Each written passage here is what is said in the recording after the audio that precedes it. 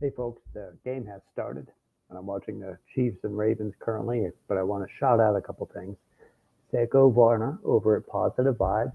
He can help so many things financially for you, the social media and YouTube help, which of course I have used his help creating many of my channels and getting experience hosting shows with him, co-creator and the leader of the Battle Cats too, with the community action team. So hit him up at Positive Vibes, djs@gmail.com. Charlie Roy at Southern Volkswagen in Chesapeake. He's the one to secure you a quality car in Hampton Roads at a good price. Southern Volkswagen in Chesapeake and Charlie Roy. Of course, have yourself a great dinner with Ellen's Homestyle and Barbecue. Her food is great and she's greater. Her restaurants are at Portsmouth Boulevard in Portsmouth and Indian River Road at Regent in Virginia Beach. I can't forget my awesome wife. I love her. She designed this channel and keeps me up when I let myself slip. And I can only hope to do the same for her as well as she does for me. So on for a brief topic, and that's immigration. Think back to 2018, all those 5 years ago, and going out to the local protest of Donald Trump's border policies. They were harsh, weren't they? You remember the kids in cages? Those policies came from his heart, if you could call it that, heart. The policies and rhetoric seemed gruesome enough to me, but Trump spoke on immigration when he ran, specifically very troubling language about immigrants themselves, and policies from a wall on down that would be designed to shut the border, shut it down completely, pretty much. His policies would stand true to his, what I would view, inhumane view of the situation. He called for mass deportation. He called the RAISE Act, something not made into law but supported by Trump, sought to reduce legal immigration, like having from 1 down to 50% green card issuance, and that became enforceable with COVID executive orders. He wanted to cap refugee immigration at 50,000 a year in the visa lottery, switching employment-based immigration to a point system. The family separation was the utmost galling thing, visually and gut-wrenchingly bad, but in that vein, you saw Trump Republicans in real time propose what they felt in their hearts, and they sought it out. And in a sense, they were authentic. It is a far and sad distance away from when folks like Ronald Reagan were verbalizing open borders to the public as his preferred policy, but modern Republicans are who we thought they were. Shout out to the great coach Dennis Green. The Chiefs just scored a touchdown, by the way.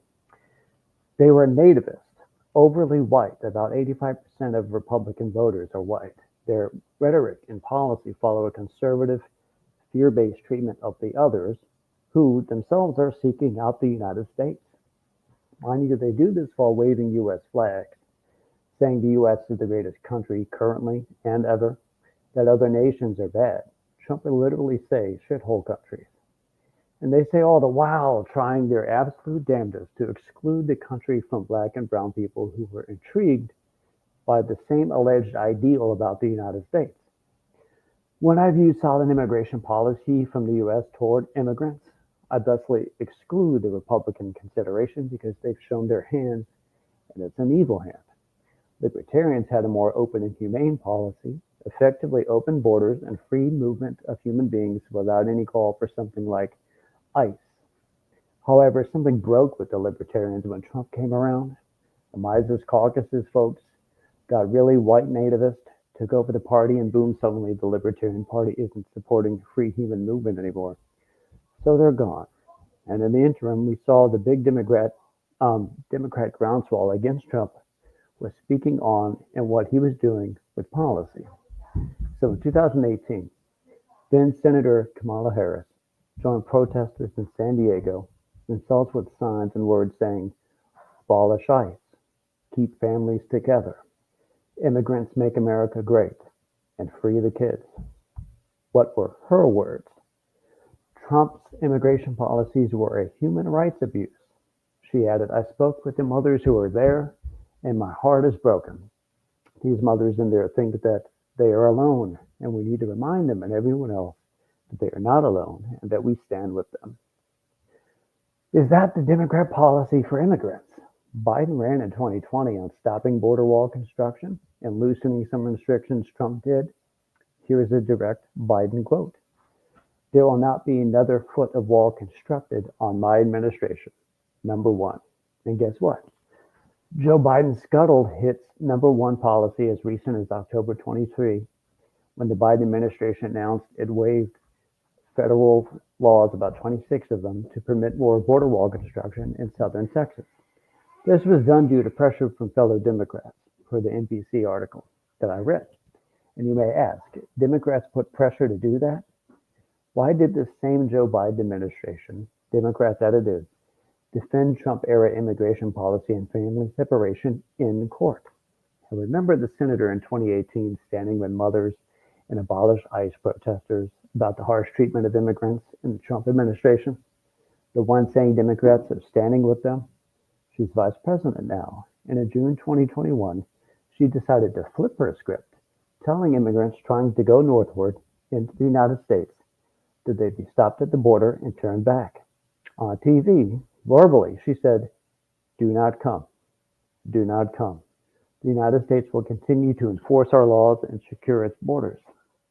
She offered a rather paltry, "We'll work together to find solutions to long-standing problems."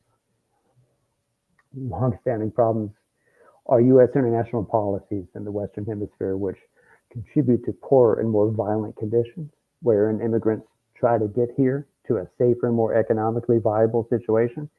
Long-standing problems include a Republican Party who want absolutely no part of trying to allow these folks here at all. So Democrats will work with them, meaning bending policy to be suitable to Republicans. Here I am reminded of the Biden administration's Border Patrol agents chasing Haitian immigrants down on horseback with whips, imagery only different from 1800 slave patrols in the fact that they were in t-shirts and cell phones were there and they were wearing cowboy hats. While that is something Republicans would cheer and Democrats would lambast, in reality, Democrats were the party in authority at the time and acted as if they couldn't control it. This, "hey, it's not me" shit is a disservice to immigrants who first thought the U.S. was a place worth going to, and on second thought, Democrats were humanely useful for them on that goal. In reality, they were effectively indifferent to the whole violent, well-funded, bipartisan system. And you ask for an example of systemic racism, and I give you multiple presidential terms of U.S. border policy. Now, assuming that the Democrat Party is one, the good guys, and two, worth voting for over the Republican Party, I ask, where is the Democrat discipline on this matter? Do they want to do anything satisfactory, from policy to bill to law? Or do Democrats not have a full-throated immigration stance beyond that of a bumper sticker?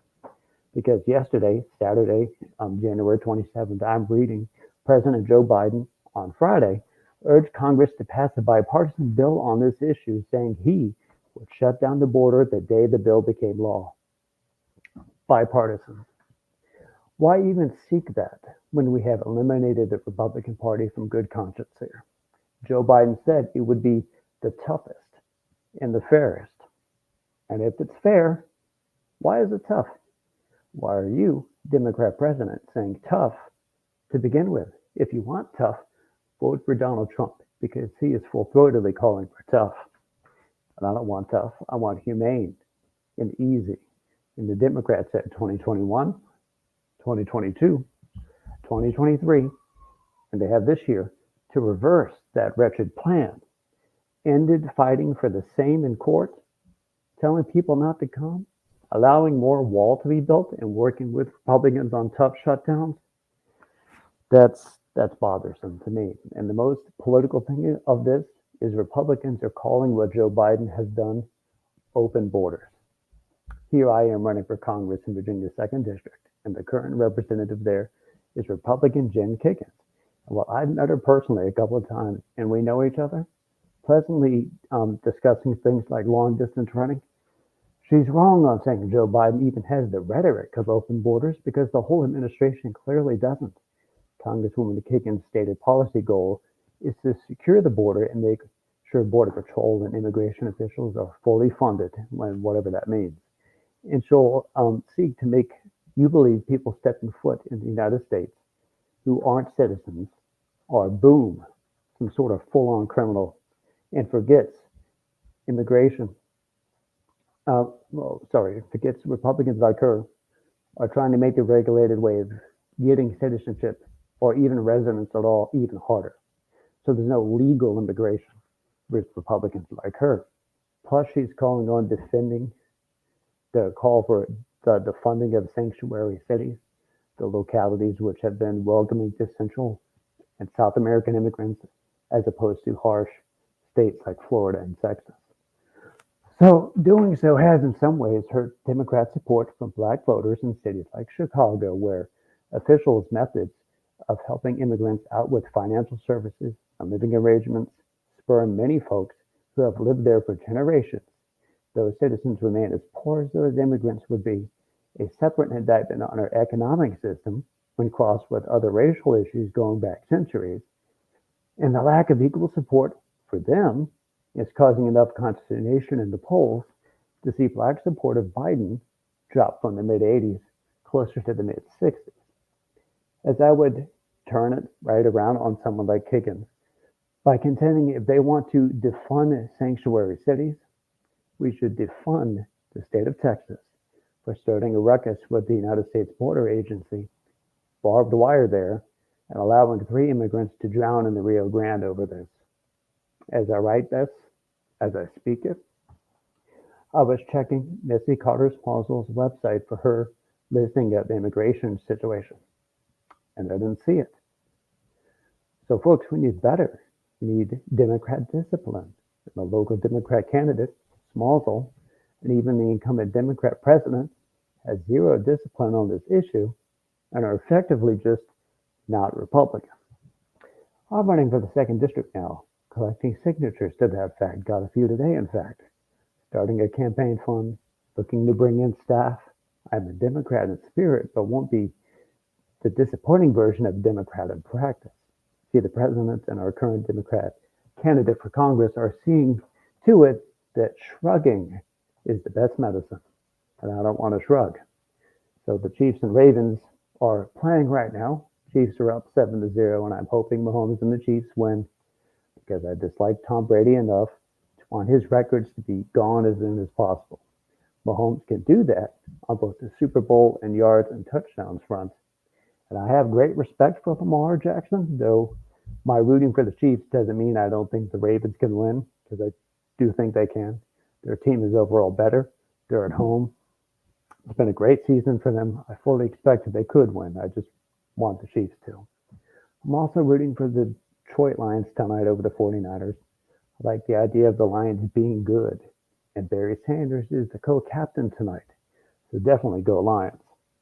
But also, and importantly as well, remember to subscribe to Shez Who here on YouTube and like the show and comment. Keep the conversations going and go Conrad for Congress.